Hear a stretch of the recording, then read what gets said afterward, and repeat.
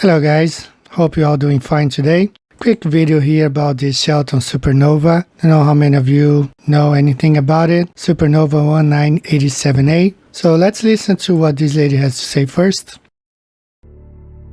30 years ago, on February 24, 1987, observers in the southern hemisphere noticed a new object in the Large Magellanic Cloud. Today, we know this object as Supernova 1987A, and it was one of the brightest supernovas seen in hundreds of years. Okay, now please, I want you to watch this video. I have added subtitles because the video is originally in Portuguese. This video was made over 30 years ago. So please watch and look at the images and read the subtitles and understand what's going on here. Balão de pesquisas espaciais, tipo de satélite, caiu bem no centro da cidade, em cima de uma casa. O balão foi lançado no dia 13 de fevereiro na Austrália, num convênio Brasil-Estados Unidos, NASA e Instituto de Pesquisas Espaciais. O balão tinha por objetivo estudar a estrela supernova de Shelton. A queda do balão estava prevista para o Brasil e durante todo o tempo ele foi observado pelos engenheiros, técnicos e pesquisadores da NASA. Este equipamento pesa quase 2 toneladas. Ele estava a uma altura de 50 mil metros da superfície quando começou a cair e a uma velocidade de 15 km por hora. O destino era uma região rural aqui de Mojimirim, mas por causa das fortes correntezas, ele acabou caindo no centro da cidade. Na queda, o equipamento e paraquedas acabou caindo sobre estas casas, mas os maiores prejudicados foram os moradores da rua Padre José 353. O equipamento quebrou o telhado, a tubulação e afetou parte da estrutura. 15 minutos depois da queda, os engenheiros e técnicos da NASA já estavam no local. O corpo de bombeiros e a polícia foram acionados. O acidente acabou atraindo muitos curiosos que não dispensaram nem os binóculos. Quem viu o balão caindo ainda estava apavorado. Como é que caiu esse balão? Eu estava fazendo almoço, né? Estava na cozinha, que eu tô arrepiada. E daqui a pouquinho eu vi aquilo como joga uma bomba, porque quando eu tinha 16 anos eu vi o avião vermelhinho bombardear aqui no Mogi, né? Eu fiquei gritando. Eu falei, minha Nossa Senhora. E como dizem que aqui é meio fraco o telhado, eu falei, ah, meu Deus, o telhado tá caindo. Aquele barulho, parecia que veio uma bomba. Você levou um susto? Assustei, aí eu corri para baixo, e tá cheio de gente. Só que fosse o fim do mundo? Nossa. Para retirar o equipamento do telhado, foi preciso desmontar peça por peça. A primeira caixa foi esta, que contém todas as imagens e informações sobre a estrela supernova. Depois, foi preciso o auxílio de um guincho. O que acontece com todo esse equipamento, inclusive com a casa onde ele caiu? Bom, o equipamento será enviado para os responsáveis, né, que é a equipe da Universidade de San Diego, nos Estados Unidos, e os prejuízos serão totalmente pagos. Esse balão de experiência foi solto pela Universidade de San Diego, na Califórnia, com orientação da NASA, para estudar o comportamento da estrela supernova. Ele saiu da Austrália dia 13 de fevereiro e a previsão era permanecer no espaço de 6 a 7 dias. Pelos estudos, certamente ele iria cair por aqui, mas ninguém imaginava que ia cair justamente em cima de uma casa. Técnicos do Instituto de Pesquisas Espaciais de São José dos Campos e do governo norte-americano, que acompanhavam tudo de um avião, ainda tentaram desviar o balão do centro da cidade. Nós acompanhávamos com a finalidade de acionar a carga para a queda dele, para que ele caísse numa área limpa, né? Mas ele, devido à corrente de vento, veio cair aqui em cima. O satélite de 150 mil dólares ou 15 milhões de cruzados enviou durante os 12 dias que esteve no ar informações para a Universidade da Califórnia. Hoje, a preocupação dos técnicos era com uma fita onde estão guardados todos os dados da pesquisa. Os dados estão perfeitos, a fita está perfeita e acredito que tudo vai dar certo. Durante toda a tarde, 20 homens do Corpo de Bombeiros e do Tiro de Guerra de Mojimirim, com a supervisão dos técnicos, trabalharam na remoção do satélite. Nem o dono da casa atingida pôde entrar nela para avaliar os prejuízos. O senhor vai pedir indenização? Ah, sem dúvida, né? Porque eu vou procurar ser ressarcido dessa despesa, né? Porque do susto não dá.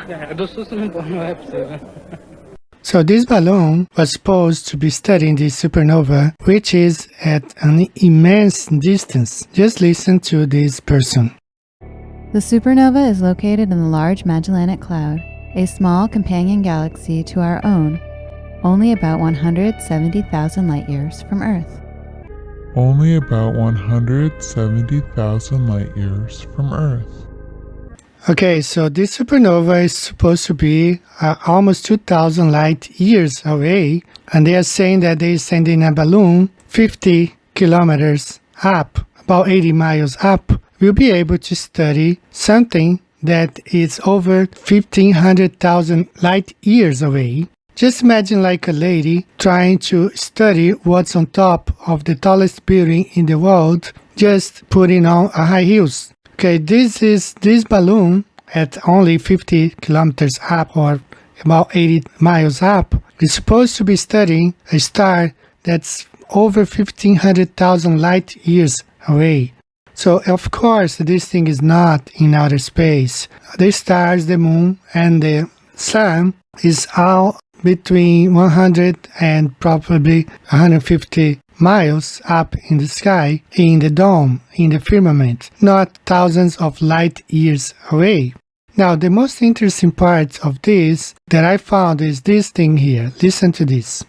In this image, caught by Hubble telescope, you can see the inner ring surrounding the innermost expelled material. In this image, caught by Hubble telescope. A primeira caixa foi esta, que contém todas as imagens e informações sobre a estrela supernova. In this image, called by Hubble telescope. O balão tinha por objetivo estudar a estrela supernova de Shelton. In this image, called by Hubble telescope. O balão tinha por objetivo estudar a estrela supernova de Shelton. In this image, called by Hubble telescope. O balão tinha por objetivo estudar a estrela supernova de Shelton. A primeira caixa foi esta, que contém todas as imagens e informações sobre a estrela supernova. Alright guys, so it's clear that neither Hubble is in space, there's nothing in space, there are no satellites in space studying any of these things. Everything is right here, guys, between 50 kilometers to 100 kilometers, okay, between 80 miles to probably 150 miles.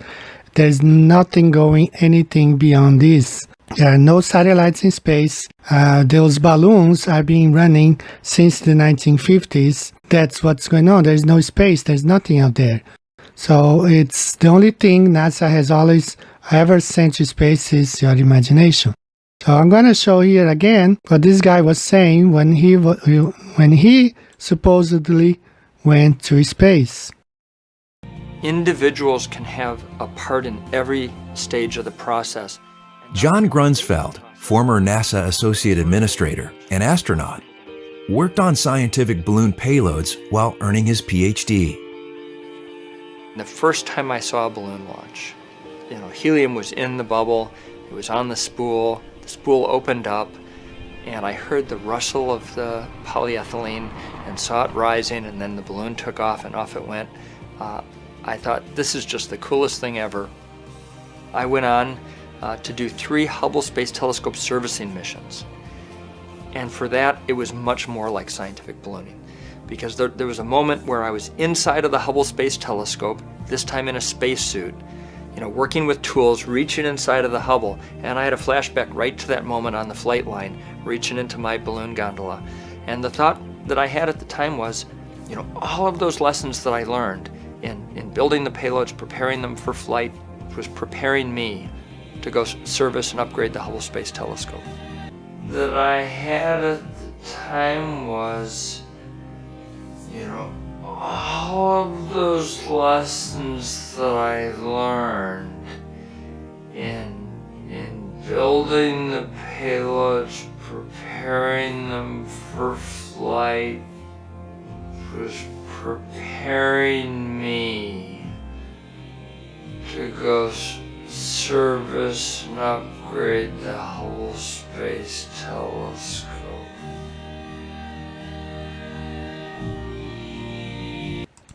So guys, just wrap around your mind that space is fake. If you still believe in all this NASA nonsense, there's nothing that we can do for you.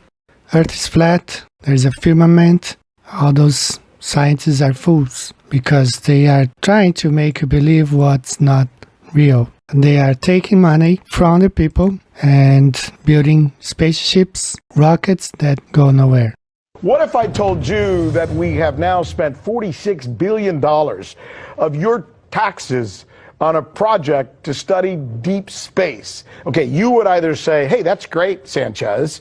I want to know more about deep space. Or you might say, I could give a hoot about deep space. All right, keep the money here where we need it for our kids, our schools, and our roads. what you definitely should say is, okay, what did we get for that $46 billion? Good question. Because that's the question we asked ourselves here when we were having our editorial meeting this morning, and Michelle Greenstein's been assigned the distinction of finding out for us. Okay, what'd you find out? All right, so here's the situation. For the past 15 years, NASA has been working on building this heavy lift vehicle that will take us to the moon and then on to Mars, and also on building the infrastructure between the Earth, the moon, and Mars. Now, this is a beautiful, beautiful goal, right? Sure. It truly is. But according to aerospace analyst Laura Forzik, who just put out a research paper that includes data from fiscal year 2019's budget, we've been spending about $4 billion annually on this program, and we're not really seeing the return. So I reached out to her. Let's see what she had to say about this. Cool. The main purpose of the big NASA heavy lift vehicle program for the human space exploration is to give us, as a country, a big goal to go towards. So her take is that the real purpose of these programs, these space exploration programs, are symbolic, right? They give us a sense of national pride. They unite the country, like she said, like around this big giant goal. So we've spent, according to her research, $14 billion on the Space Launch System, $16 billion on the Orion capsule, which is what NASA says will take us to the moon, and then on to Mars. What do we have to show for it? Well, the Orion capsule did launch a few years ago, but without a crew, and this was a private launch, and the Space Launch System has yet to take flight. So in terms of crewed flights, we're probably not going to see this for a number of years in the future, and by that time, you know, we'll have spent 20 years on this program, but also close to $60 billion on this project that we seem to have already done in 1968. So I asked Laura Forzik about this. Let's see what she had to say. You can't really say that what NASA is trying to do now is already done in the 60s, because the technology is different and the mission behind it, although similar, is different. So the Saturn V rocket was fantastic for its time, but it was limited. There's just an argument as to how much money should be spent on one way versus the other, or on one project versus the other. It seems like what she's suggesting is that NASA and these grandiose projects are being used for political posturing, right? Let me stand in front of the American people and say, oh, I'm going to get us, you know, a la JFK, to the moon, or I'm going to do this and that. But in the end, it doesn't accomplish anything. Right, and every president kind of makes an announcement like that. And she would actually agree with you. She was quoted in Ars Technica yesterday saying that these are political projects, not practical ones. That's an interesting point. Hey, good stuff. Good reporting. Thank you. Okay, I'm going to finish this with this guy talking a little bit more about all this insanity about space, making all this money, and the people believe them. Have a good day, guys. See you later. Bye-bye. Next, William Burroughs, author of This New Ocean, The Story of the First Space Age. It's a book on the history of space exploration, from ancient myths to German V-2 rockets to the space shuttle. And the book that's being featured today is This New Ocean, The Story of the First Space Age. And we're doing this program at the National Archives, of course, because we do have records relating to space exploration here, whether it's photographic records or whether it would be the legislative records, the Senate appropriations for space exploration and so forth. So that's why we are doing this series here. And of course, this is taking place during the week that Senator Glenn is up in space in the space shuttle. William Burroughs has reported on aviation and space for the New York Times, the Washington Post, the Wall Street Journal, and the Richmond Times-Dispatch. He's also had articles in the New York Times Magazine, Foreign Affairs, The Sciences, and other publications.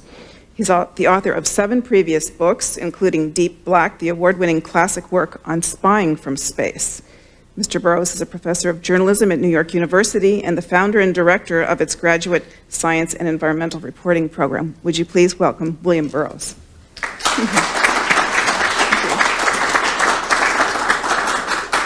Thank you, Judy, and thank everybody for being here. I really appreciate it very much. One of the things that runs through the entire history of the space age and before the space age, and this is one of the leitmotifs that also run through the book, is the direct relation between science and science fiction. You're not at this too long when you don't come to understand that it's the science fiction people, the SF people, as one of my friends calls them, who laid the blueprint for the people who actually built the rockets and planned out the programs. And I did a fair amount of thinking about that throughout the entire process. Konstantin Tsiolkovsky, who was the great Russian rocketeer and the father of rocketry, and who we never heard about during the Cold War for reasons that will not mystify you. Tsiolkovsky and Hermann Oberth, the German, the father of rocketry there, and our own Goddard, Robert Goddard, all read Jules Verne. They all read From the Earth to the Moon, and they all had, if you'll pardon the expression, had their fires lit by that wonderful voyage. They all read H.G. Wells, The War of the Worlds, and so on. These people were energized and captivated by science fiction. I started the book off, in fact, going back to Daedalus, because I had to come to grips with why exactly do we do this. There are cynical answers, and they're relevant. One is that corporations in aerospace want to make a lot of money. Another is a lot of generals on both sides wanted to get the high ground for a supposed advantage, whatever that meant, and we're still not sure we know. But beneath that, there were the dreamers, there were the sci-fi people, there were the people who wanted to go for what reason?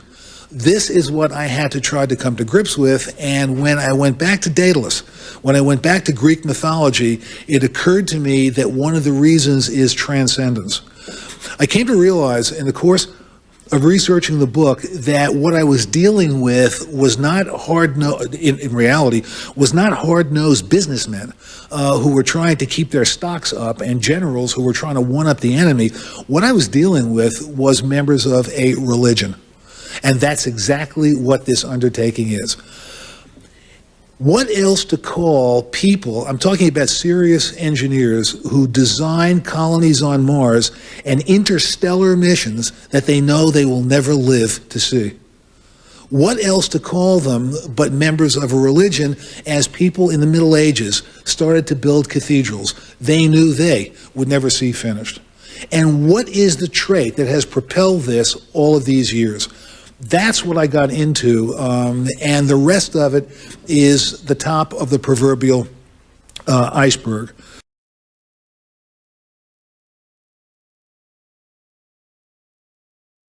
I was going to say thank you very much. I mean, that's, as a science journalist, my question is, through your career and your writing and your acting, you've inspired so many people to enter the sciences. How do you balance science with science fiction? They're both the same. Astrophysicist looking out there is thinking in terms of science fiction. The mystery of science fiction is what I'm talking about. Science and science fiction are essentially the same. Thank you very much. Last question. You know, before I answer any more questions, there's something I wanted to say. Having received all your letters over the years, and I've spoken to many of you, and some of you have traveled, you know, hundreds of miles to be here, I'd just like to say, get a life, will you, people?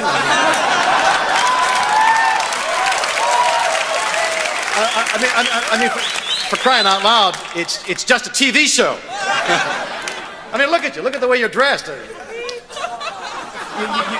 You've turned an enjoyable little job that I did as a lark for a few years into a colossal waste of time. I mean, how old are you people? What have you done with yourselves? In regards to the computers, we were chatting about this.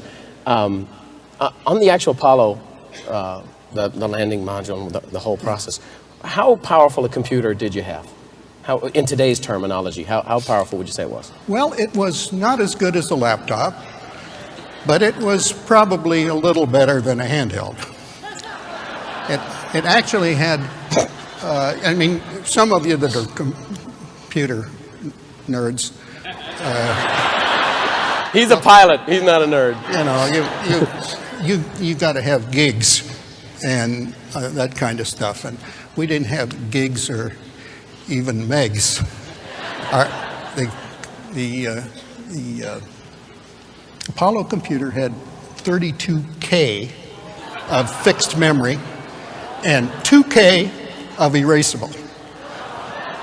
That was it. No screen, no sound, no icons, no nothing. Just, and the keyboard just had, it had 0 through 10, read, clear, and enter. I think it might have been 1 or 2 more keys. We had no graphics, no screen, no. On its best days, it couldn't get to 1 megahertz. So it was slow and weak, but it got us there. Yeah, baby. Hey, Matt. Yeah.